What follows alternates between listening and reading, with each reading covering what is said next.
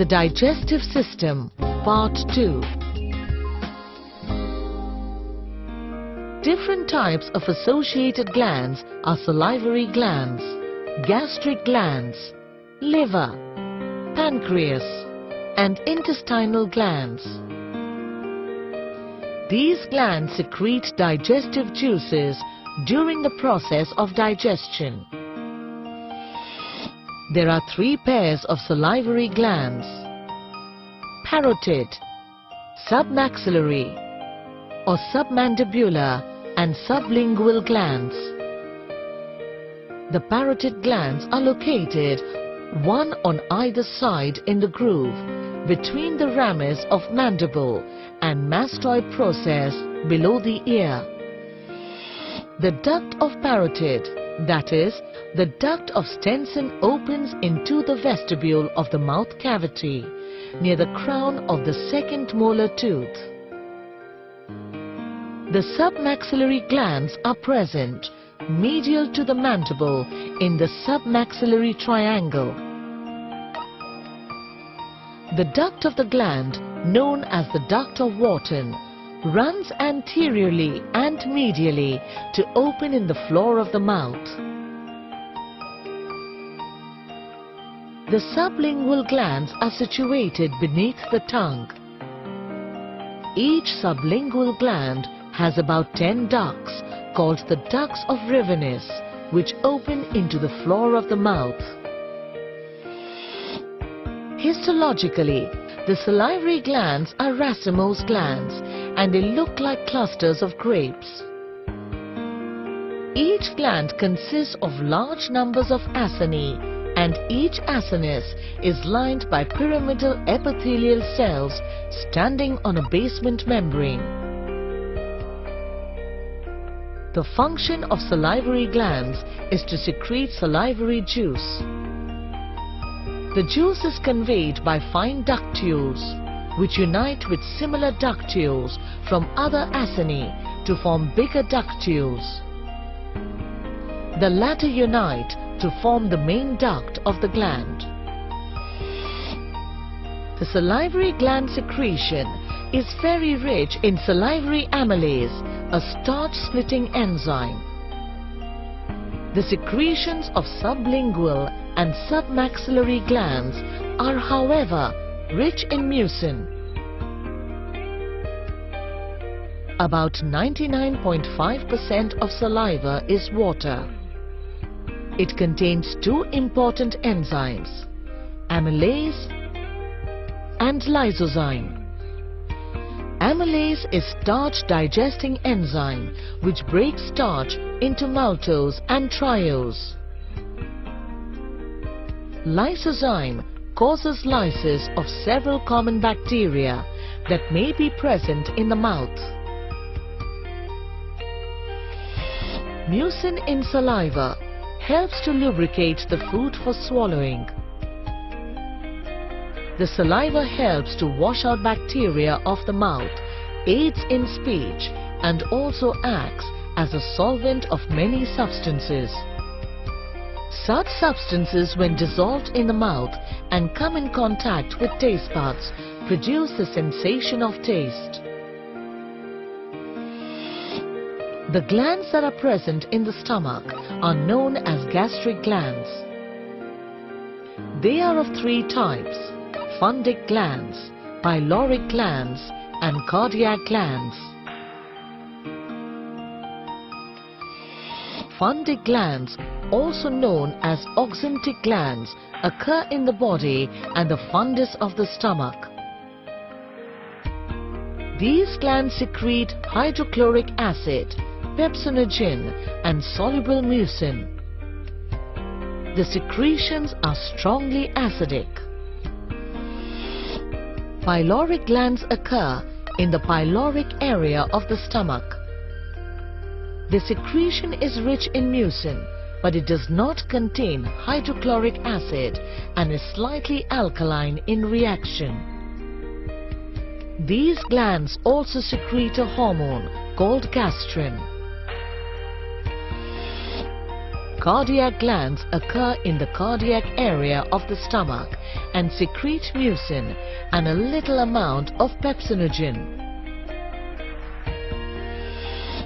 Gastric juices such as hydrochloric acid, pepsin and mucus secreted by gastric glands perform several functions. Hydrochloric acid is necessary for the conversion of pepsinogen into pepsin. It kills bacteria that are present in the food. The presence of hydrochloric acid makes the gastric chyme acidic in reaction. When the acidic gastric chyme enters the small intestine, it stimulates the liberation of some gastrointestinal hormones such as secretin and cholecystokinin or pancreazymin, etc. Pepsin breaks down protein molecules of the food peptones, proteoses and polypeptides. These partially digested proteins, when enter the small intestine, provoke the secretions of further gastrointestinal hormones.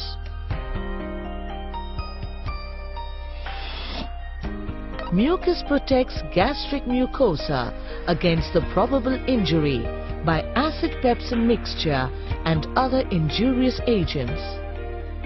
It also lubricates mucosa, which in turn assists the movement of food in stomach. It retains water within it so that the gastric epithelium keeps a watery environment. The liver is the largest gland of the body, weighing about 1.5 kilogram. It is located in the right upper part of the abdomen, just below the diaphragm. On the lower surface of the right liver lobe, a thin-walled pear-shaped sac is present called the gallbladder. The basic structural and functional unit of the liver is the liver lobule. It is a somewhat cylindrical structure, several millimeters in length and 0.8 to 2 millimeters in diameter. The human liver contains 50,000 to 1 lakh individual lobules. The liver lobule is constructed around the central vein and is composed of many hepatic plates that radiate centrifugally from the central vein as spokes in a wheel. A hepatic plate is 1 to 2 cells thick. Small bile canaliculi lie between the adjacent cells. The liver cells synthesize bile, which is first conveyed by canaliculi. The canaliculi join and ultimately form 2 hepatic ducts, which meet to form a common hepatic duct. Bile is formed and delivered continuously via hepatic ducts.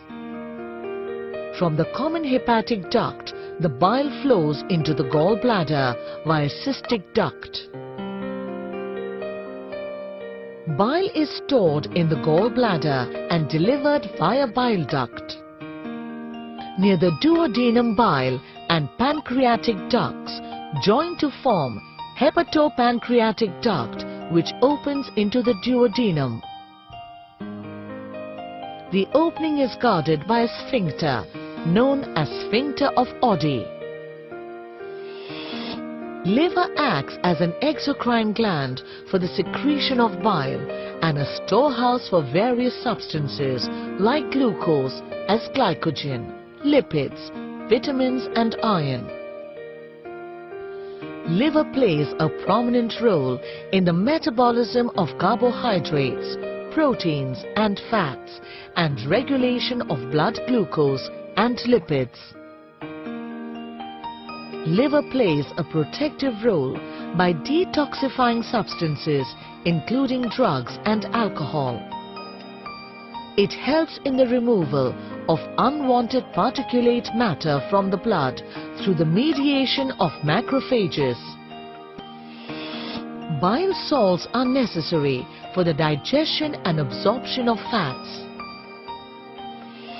They activate pancreatic lipase and help in emulsification of food fats and their absorption in the intestine.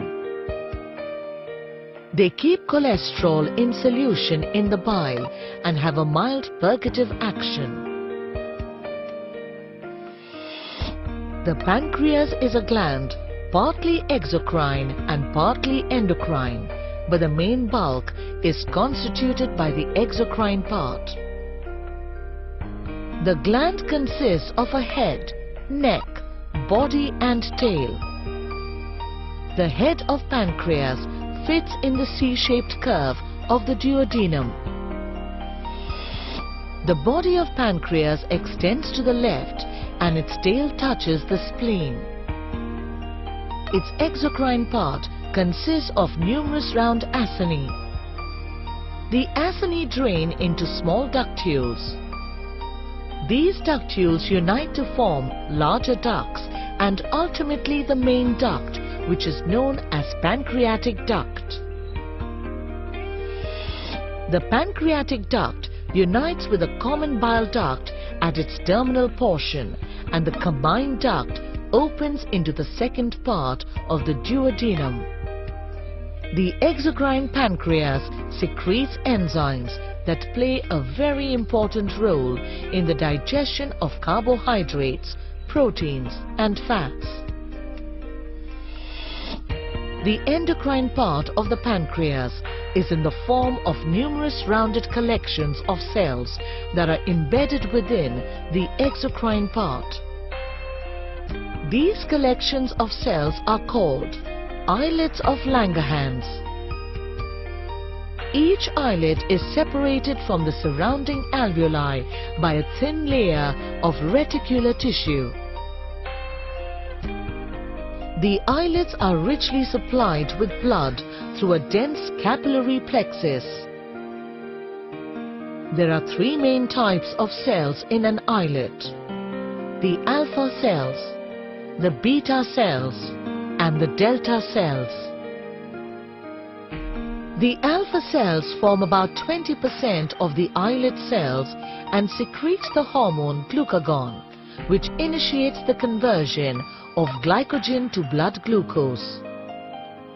About 80% of the cells of the islet are the beta cells, which secretes the hormone insulin. Insulin has an opposite action to that of glucagon. It helps in lowering down the blood glucose level by converting glucose into glycogen. The delta cells produce the gastrin and somatostatin. Their number is very small. In the islets of the human pancreas, the alpha cells are arranged towards the periphery or cortex of the islets. The beta cells near the center or medulla, and delta cells are also placed peripherally. Intestinal glands are present in the mucosa of the small intestine and are of two types: crypts of Lipokin and Brunner's glands. Crypts of Lipokin are simple tubular glands opening into the lumen of the small intestine. They are lined by columnar epithelial cells and contain some mucus-secreting goblet cells. The juice produced by these glands is known as succus entericus. It is a thin watery juice containing various enzymes like enterokinase, etc. Brunner's glands are compound tubular glands which are found only in the submucosa of the duodenum and open in the spaces in between the villi. These glands secrete alkaline mucus-rich juice. In mammals, there is much variation in the number of teeth in different species. but it is constant and characteristic for a species. The number and kinds of teeth in a mammal species can be represented by a sort of equation called dental formula. Since the two halves of each jaw are identical, only the teeth of one half are recorded. Thus, the formula showing the number and arrangement of teeth in one half of each jaw is called dental formula. The dental formulae of the upper and lower jaws are separated by a horizontal line. The numbers in the formula represent incisors, canines, premolars and molars in this order, starting from the middle to the backwards. The number of teeth shown in the formulae multiplied by 2 gives the total number of teeth in a species. The number of teeth according to the dental formula for a dog are 21. Thus, the total number of teeth in a dog are 21 multiplied by 2, that is 42. Let's take another example of the dental formula for a cat. Here, the total number of teeth in a cat are 30. The ruminant mammals such as cattle, sheep, goat, deer, camel, cow that chew cud have a compound stomach. A compound stomach is formed of 4 chambers: rumen, reticulum, omasum and abomasum. However, in some ruminants like camel and deer, omasum is absent. In fact, the first 3 stomach chambers are derived from the esophagus and the abomasum is a true stomach. Rumen is the first and the largest of 4 chambers. In camels, both rumen and reticulum have pouches known as water cells which store metabolic water. This usual arrangement of the digestive tract in ruminants is an adaptation to digest the cellulose of the plant cells.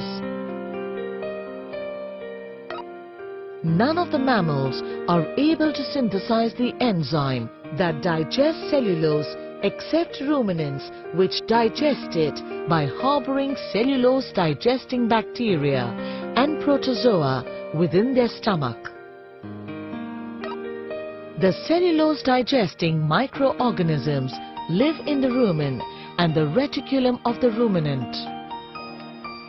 The food swallowed first enters the rumen and then the reticulum, where microorganisms digest and ferment the liberated glucose, since conditions inside the stomachs are anaerobic. From the reticulum, the coarser plant materials are regurgitated for re-chewing and then swallowed again for further enzymatic action. The microorganisms use the products of their digestion and release fatty acids. The fatty acids move to the omasum along with some of the bacteria and protozoa.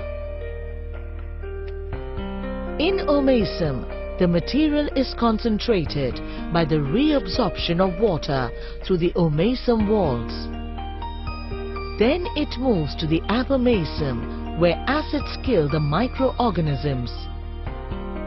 In the small intestine, the amino acids, glucose, fatty acids and other monomers are absorbed into the bloodstream. Due to the presence of 4 stomachs, the digestive tract of a ruminant is more specialized than that of the other herbivores in case of 1. The digestion of cellulose, 2. Absorption and recycling of water from the enormous quantity of saliva used in the digestion by the microorganisms, and 3. in killing of microorganisms by acids.